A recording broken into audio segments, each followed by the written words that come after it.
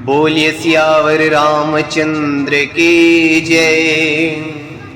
राम कथा के प्रिय रसिक जन, प्रिय श्रोतागण, आइए हम रामचरितमानस की इस बालकांड में गोस्वामी तुलसीदास जी ने जो लिखा है, भगवान भोलेनाथ जिनको सुना रहे हैं माता पार्वती जी को, और वेदों ने किस प्रकार से भगवान की महिमा को गाया है, उसी को हम श्रवण करेंगे, पाठ करेंगे।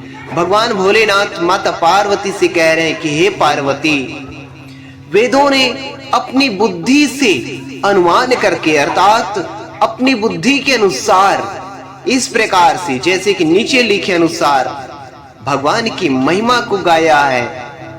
जिस प्रभु की महिमा क्या है कि जिनका आदि नहीं है और न ही अंत, अर्थात जिनके आदि और अंत किसी ने नहीं जान पाया है, उसको वेदों ने अपनी बुद्धि के अनुसार किस प्रकार से गाया है।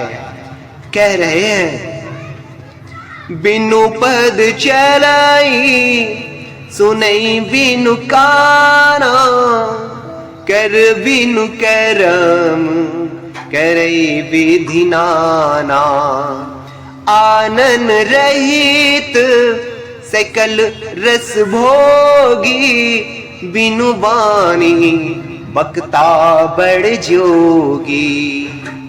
वो ब्रह्म जो है बिना ही पैर के चलता है, बिना ही कानों के सुनता है, बिना ही हाथ के नाना प्रकार के काम करता है, बिना मुंह अर्थात वाणी या जिह्वा के ही सारे अर्थात छह रसों का आनंद लेता है, और बिना ही वाणी के बहुत योग्य वक्ता है।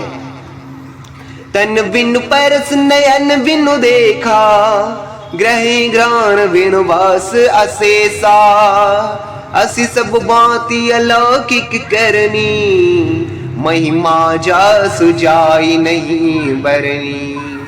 कह रहे हैं कि वो ब्रह्म जो है, परमात्मा जो है, बिना ही शरीर अर्थात त्वचा के स्पर्श करता है, बिना ही आंखों के देखता है, और बिना ही नाक के सब गंधों को अर्थात सुगंधों को या दुर्गंधों को, जो भी हो, सब गंधों को ग्रहण करता है अर्थात सूंघता है।